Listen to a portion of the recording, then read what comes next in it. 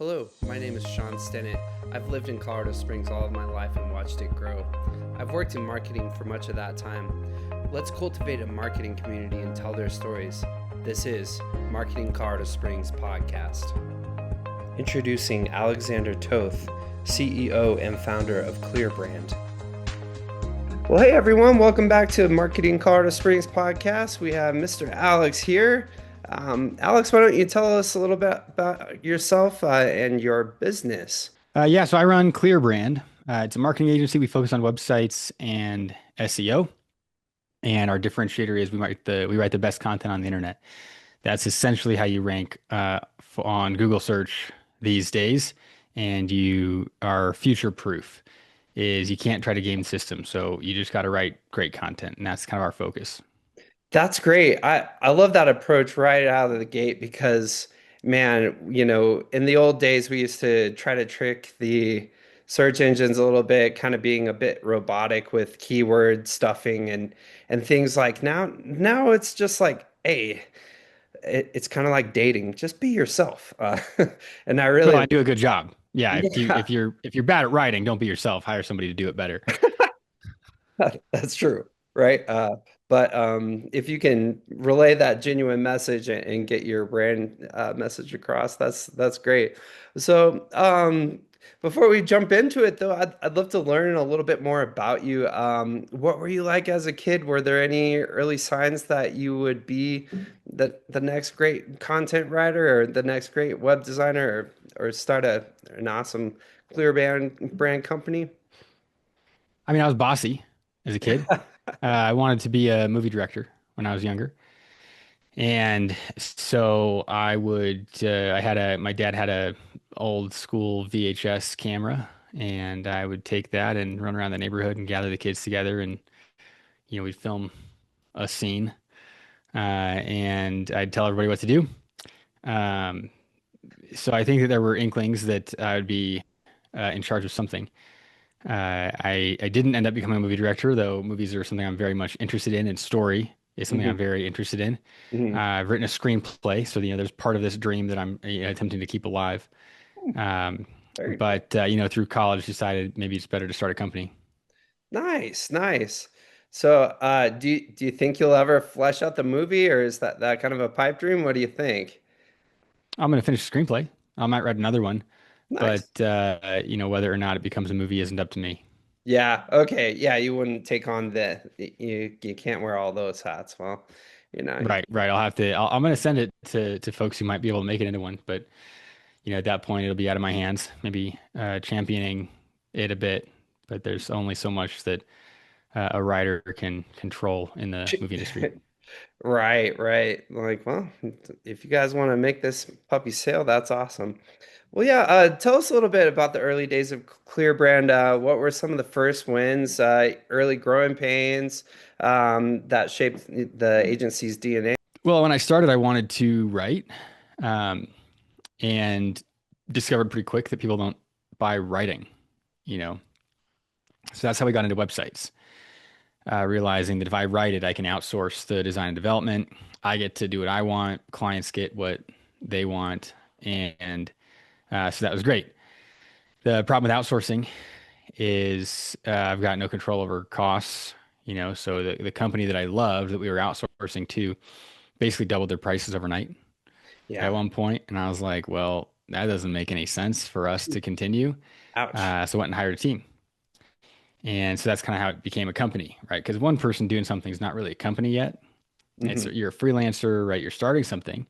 But if we're honest, it's on its way, but it's not quite a company. So it was that, you could call that a hiccup. These Hmm. guys are no longer a resource that I can use because I don't want to charge the prices that I'd have to keep using them.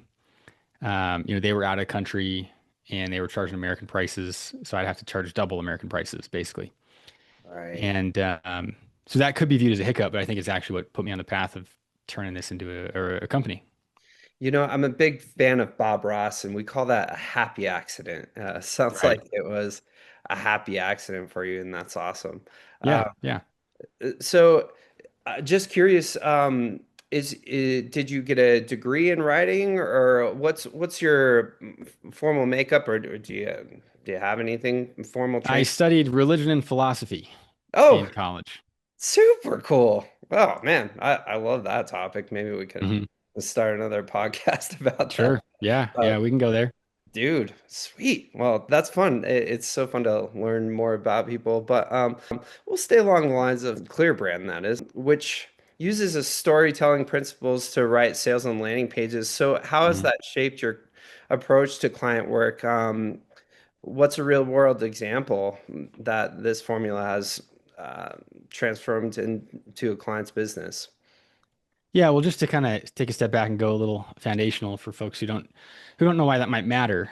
Yeah. Um, what research shows is that people buy with their emotions. And so the question is, how do we connect to their emotions? Now, they justify the decision after they've made the emotional decision, they justify it with logic and reason. And so the question is, how do we do both? How do we connect to folks' emotions? And then how do we end up justifying that and including enough reason to move forward that they will? And that's where story comes in to Mm. this. You Hmm. think about somebody gives you their phone number and you can't remember it, right? 7 digits. Yeah. But you go watch a 2.5 hour movie and you can go tell the whole thing to your spouse.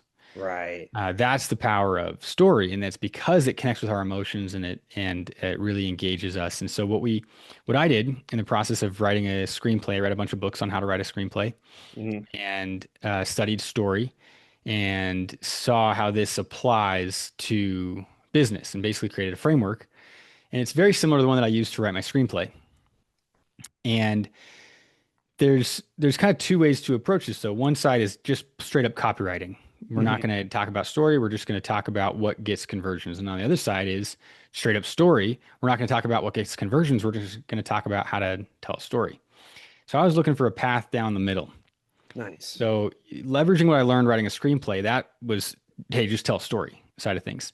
But then I also went and looked at billion-dollar um, websites Hmm. and said, well, what gets conversions? And let's see if we can combine these.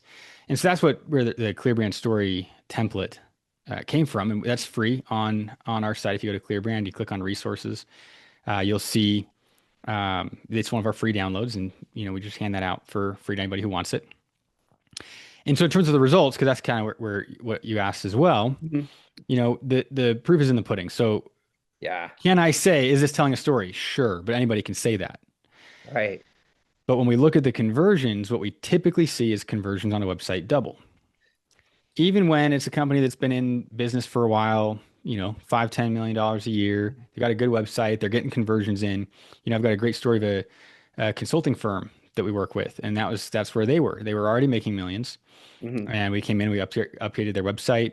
Some of that was design, some of that was the content that we used the story for, and their conversions doubled overnight when we launched Nice. their new site. And that's typically what we see. Nice. Very cool. Very cool. I love this approach, the story versus copywriting, and then split it down the middle and just man, that sounds very effective and it sounds like it is. You guys are focused on delivering results. How do you deliver that in a world of no guarantees? I mean, you can run the formula, but how do you know? Well, so it's an interesting question because you're right. The guarantees are kind of not as much of a thing anymore. Yeah. And some of the companies that make them, they're just doing it to close a deal. Yeah. And we've experienced that. We've had clients experience that. So we do make some guarantees. Hmm. Uh, so clicks, when we do SEO with a client, we guarantee that they'll increase their clicks. Hmm. And depending on the amount of traffic that website has, if when we do web design, if there's not enough traffic and they're not really getting any conversions anyway, well, how are we going to compare, Yeah. right? You times zero by anything and it's still zero. So that's kind of a weird Right. space. But if they have enough traffic and they're getting enough conversions, then we'll guarantee that conversion will go up as well. Um, and so I think that your question maybe kind of I jumped down the guarantee path there, but Well, you go ahead and ask the first part of the question again. I think it was about how do we deliver results? yeah. How is your brand focused on delivering results? Yeah. Yeah, I mean, so we track the right things. So depending on what exactly we're doing for a client, that's often revenue. Might be it's conversions from the website, like conversions being leads at that point, right? Hmm. Quality of leads. We track all these things. If we're doing SEO, we're going to track impressions and clicks. And Nice. if the client is up for us doing some conversion rate optimization, we might track conversion. So we're going to track the thing, the metric that matters for that scenario. And what I found is when you track the right things, it typically that on its own is motivating for people to chase results in that space. And when we're talking about it, that gets the client looking at it. And so, of course, they're also checking in to make sure that that is happening, and that's then motivating for the team to keep getting results in that direction. Okay, that's awesome. That's awesome. And it kind of dovetails into the next thing I was going to ask was like, well, how do you define success for your marketing campaigns? Is it through those metrics, through those conversions and successes? So typically for a website, the two main reasons that we've seen people get websites, most common reasons, Hmm. one is that they just want to be proud of it. You know, Yeah, they're networking, they're passing out business cards, they've right. had their website for 5 or 10 years, and they're embarrassed, you Yeah, know? And so if that's the reason why folks come to us, then the main metric is, hey, do you like it? You know, yeah, that's a huge true. win. You Yeah, hand out yeah, your business card and you're actually excited for right, somebody to go check right. out your website. Yeah. That's huge, you know? And it's not always about conversion. Sometimes it's something as simple as I'm happy with it, Yeah. you know. If a client is specifically talking about leads, that's where we're gonna discuss. We might dive further into the brand story, the offer. We might see what some of the challenges are, some of the constraints. Hmm. But generally, we're to define success, we're going to align ourselves around one, what the client wants, what their goals are, and then two, what's actually possible. Because sometimes those two things aren't in alignment. So if somebody wants a website that they're proud of, 100%, we can do that. But if somebody wants 100 leads next week, we're going Hmm. to have a conversation. You Right, know, hey, we'll build right. your brand. We'll get you ranking on Google. We can typically do that pretty fast. We got a client right now who just messaged me today, Yeah. and we launched 4 pages. We were doing SEO for them. We launched 4 pages at the end of May. So Hmm. today is June 20th. We launched them in the last week of May, Yeah. and they closed the deal today from somebody searching on Perplexity, which is an AI search. Sweet. And this person knew exactly where they came from, which is not always the case. You know, and this is where we want to be tracking attribution. Right. This person knew exactly where they came from. And so, boom, right there, we're like, man, you just made all your money back, you know, and that's a Yeah. huge win. That's awesome. That's awesome. So I got to ask then, what are some mistakes that these business owners come at you with? Do they get like overly lofty? Like especially with SEO, I think people are just like, "Hey, so this is gonna happen like tomorrow, right?" Or you know, Right, right. where did they go wrong? In their hopes, in their dreams that Yeah. I have to crush sometimes. Is that what you're asking? Yeah. Yeah, I think it is. We're not an ER, Right. and a lot of folks need an ER. Yeah. Maybe there's some other marketing agencies out there that'll do that, but that's not us. Right. You know, Right. so if you need leads tomorrow, it's time to grind. It's time to hustle. You Right. go cold call, you go network. You know, if you don't have money, there's probably a reason. You got Right. to go do the work. You know, Right. Yep. so that's part of it. Yep. Sometimes we get folks who just need a marketing ER. Hmm. Um, but we're the slow build. You know, we're the ones who help build the brand, and it's more sustainable. Yeah. And sometimes in this case, if the website, you know, the story I just shared, Hmm. their website had enough going for it, because that's part of SEO is how much does Google trust your website? And there's Right. different ways to build that trust. But this particular website had enough going for it that we were able to launch 4 blogs. And within days, all four were in the top 5 of Google. One was in the number 1 spot, one was in the number 2 spot, one was in the number 3 spot, and then one was in Nice. the number 5 spot within days. Sweet. But if a company's starting from nothing, if they haven't done any work on their website, Google doesn't trust it at all, Yeah. that's going to be a longer path before they're ranking on the first page. Yeah, it's sort of like hiring somebody, it's like, all right, well, what does your resume look like? And Google's looking at your kind of visceral resume. It's like, well, Hmm. what do you got as far as reputation goes? And I think that's good. I think that's good. So, Yeah. how would you describe the culture you've built with ClearBrand, and how does it align with your personal values and mission? Well, as a single founder, Yeah. I don't have co-founders. It is largely my values, Mhm. and I can read some of them off to you. Let me just Oh yeah, please. so we have 10 values. Mhm. Well, it kind of depends on how we define them. We technically have five core values, Mhm. and then five more that we call critical actions. Okay. And so the core values, I'll just kind of read these off. One is complete ownership. Mhm. Two is learning always. Three is enthusiastic contribution. Mhm. Four is an iron will to win. Yeah. And five is rhythmic health. Perfect. And so these are some values that I have personally. And but what I've done over the years though is notice, and I think that this is really what the values are for. Mhm. Notice, what do I look for when I hire somebody, Mhm. and what causes me to fire somebody? Yeah. And so I kind of started with certain values early on. I've been doing this for 8 years.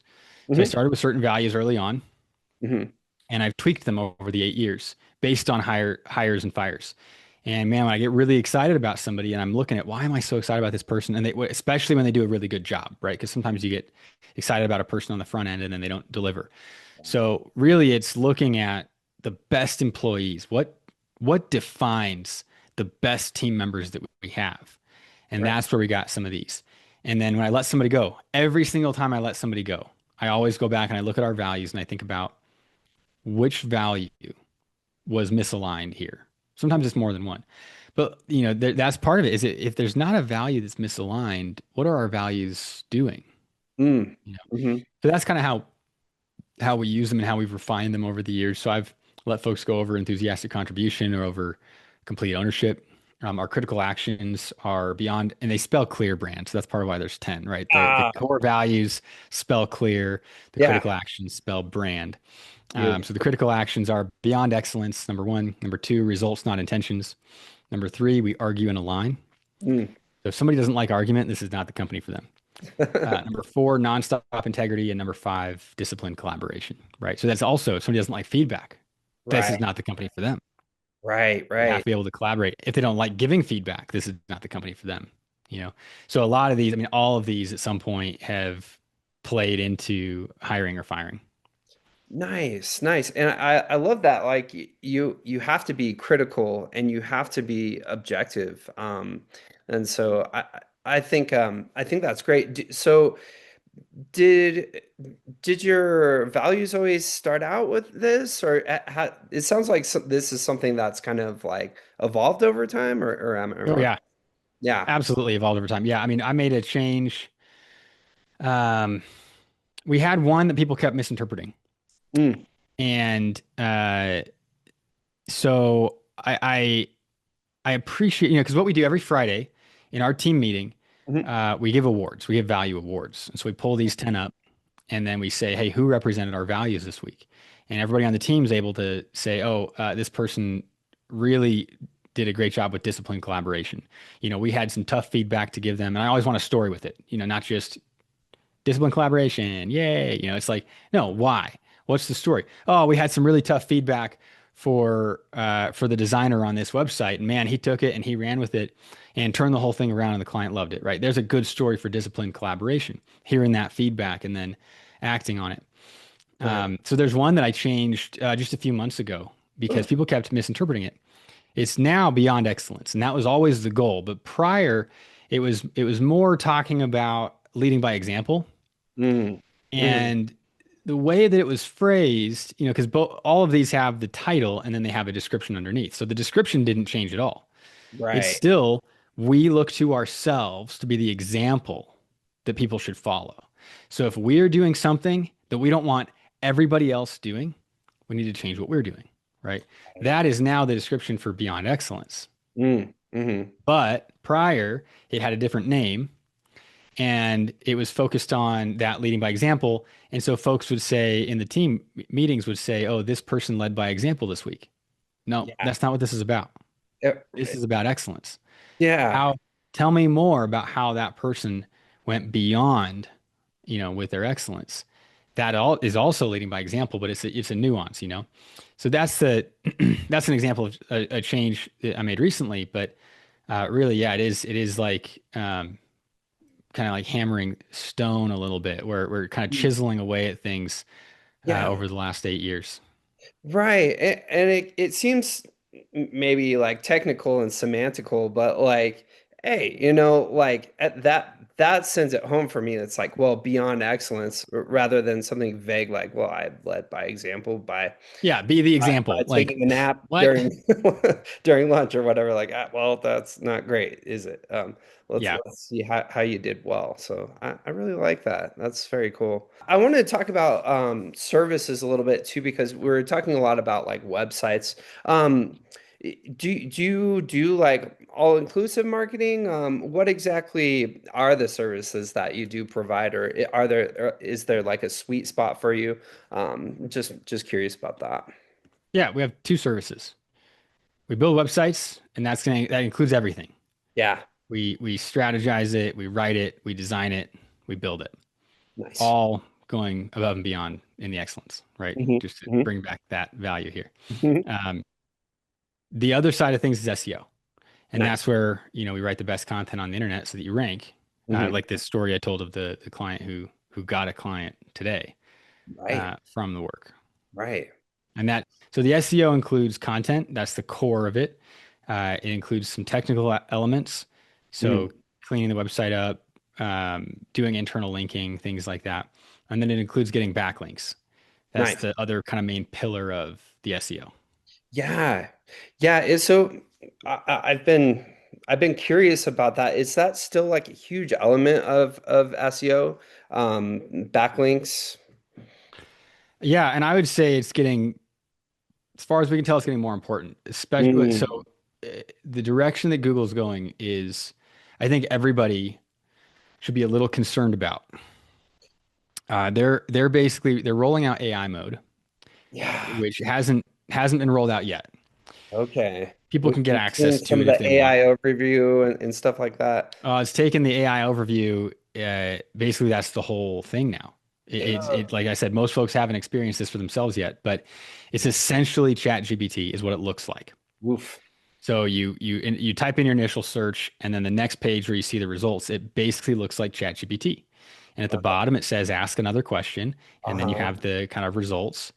And Google, knowing why people use it and why Uh-huh. people like us use it, they are maintaining sources better Yeah. than ChatGPT does, Okay. but it's just the top three that you're going to see. And so there's ways to dig deeper and there's ways to find beyond that. But when AI mode fully rolls out, we're really not going to have pages. You Uh-huh. know, right now you can scroll down, you can say, oh, we're on the fifth page of Google. Yeah, Moving forward, if you're on the fifth page of Google, you're invisible. You're gone. If dude. you're not in the top 3 or 5, right? Because you can see that the sources on the side, and I know it's kind of hard to describe this, but if you've used ChatGPT, just imagine ChatGPT with a few sources on the side. Uh-huh. I think that on some searches you can expand that. You can see some more sources, which are the websites, which Uh-huh. is what you want people to go to, right? So really, when I say it's going to matter more, what I mean is if you're not in the top 5 or so, you're invisible. Yeah. And so doing everything that you can to show up everywhere and to build as much trust as possible with Google matters even more. And so that's where I think backlinks matter more. You have to be in the top 3 to 5. Yep. The AI overview is kind of an example of where it's going with the kind of more conversational search results. Hmm. And so that's also where you want to get into the AI overview. And people, Google's a black box. So folks are kind of still figuring out how do you get into the AI overview. It's Yeah. not always the results that are on the first page, Yep. but there still needs to be a level of trust in order to do it. Yikes. Okay, so that kind of leads into my some of my last question here, which is like, man, what do you do with this? Like, you're an SEO professional. Does this freak you out at all? And two, like, how does this shape your strategy? Are you going to just have to be fluid with this? Or, I mean, it seems like content is key. I mean, that's what we've always said. Um, are you still strong on that foundation? What are your thoughts about all this stuff? I think that the key mindset to have when approaching Google as we move forward into the age of AI and all this, the Hmm. key mindset is dominance. Yeah. If you are not absolutely dominating, you're invisible.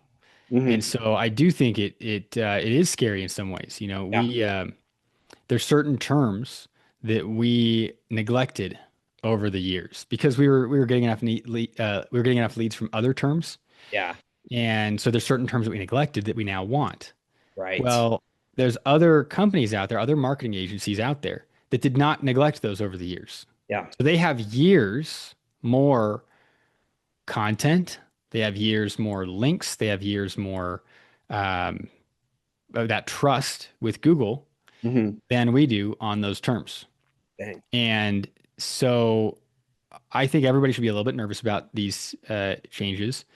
And that's not to say, like the sky is falling, but I think that good stress drives us to take action. Yep. So I think that the decision in the future, right Hmm. now, you can go pay $500 a month or $1,000 a month for a crappy SEO work, Sure. and it helps a little bit, right? It gets you onto the second or third page of Google. That's going to go away. Yeah. It doesn't matter if you're on the second or third page of Google in the future, at Yeah. least as far as, Google changes all the time. So this is my read on things on June 20th, 2025. Yeah. Google changes all the time, but right now, the direction it looks like they are going is you have to be in the top 3 to 5, or it doesn't matter. Yep. And so for a person or a company that hasn't really done a lot of SEO, and now they want to, that means that they're going to have to invest more before they see the results.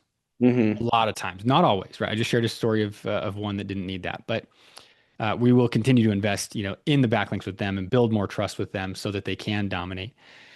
Um, but I think that that's kind of the direction that things are going. You're going to have to dig your way into the top three, and you're going to see almost no results Yeah. until you get there. And then it's going to go from 0 to 60 overnight. Once you get into the top three, you're one of those sources for Google. You're showing up in that AI overview. You just went from 0, nobody knows that you exist, Yeah. to now you're in the single part of the response that people read, and that'll be a big difference. But that's a lot more investment before you see those results. Right. And I love what you said there too, is like you have to be confident, right? You have to have the very best. And like what you were saying is that you write the very best content there is on the internet. And I love that you're like, bam, we do this. Like no Hmm. questions asked. Um and I think that you're gonna have to. Like Yeah, me too. in order to fight the robots here. Yeah, It's like a Terminator movie, just in very different terms. Um, right. but I don't think it has to be scary. I think what Google has always done is just it's working to keep us honest, and I agree. we're not trying. It's less of like data manipulation and manipulating an algorithm and tricking the robots that are working behind the scenes. It's like, well, just put your best content forward, and we'll show you where. If somebody's searching for a hammer, we'll show you where to get one. Exactly. That's that's what we got to do. So, I think that's great. I think it's cool that you're on the cutting edge of this very evolving world of information. And so, do you find it's overwhelming to keep up with all this? Like what do you do?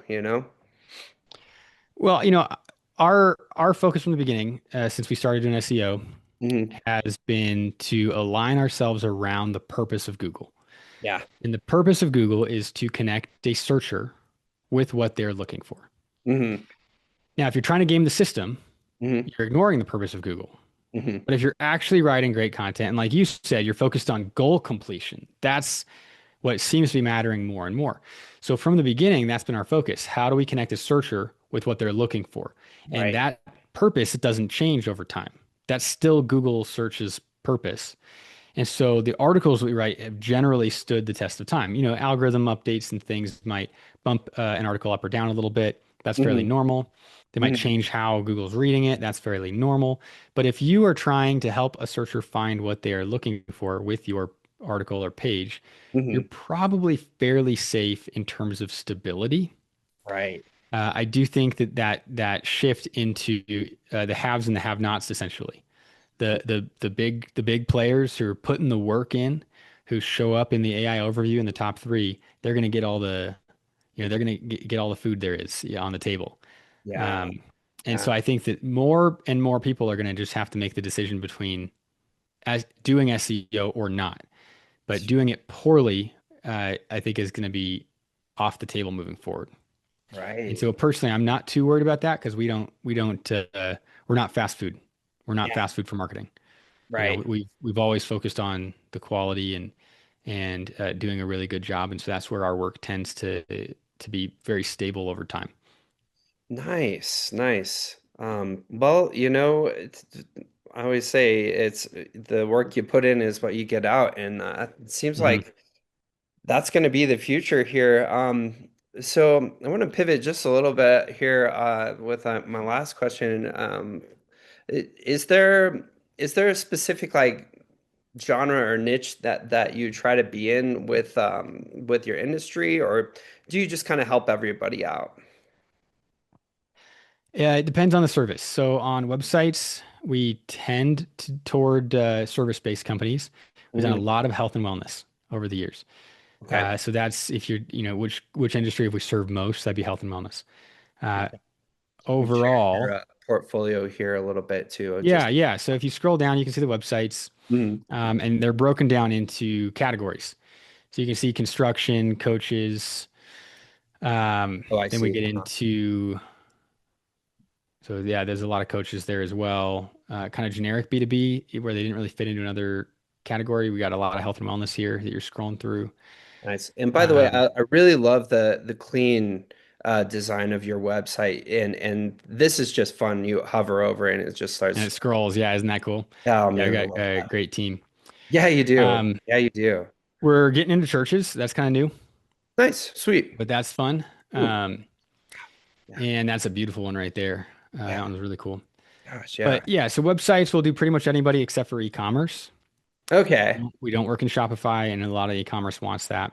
good call. Um, on the SEO side, Uh-huh. it is basically anybody. The big issue is going to be not being in the ER, and so the main qualifier is whether or not they can afford us. Our SEO services start at $5,000 a month. All So right. you've got to have the company built up enough. You've got to have the brand built up enough, the revenue, Yep. that's not a constraint.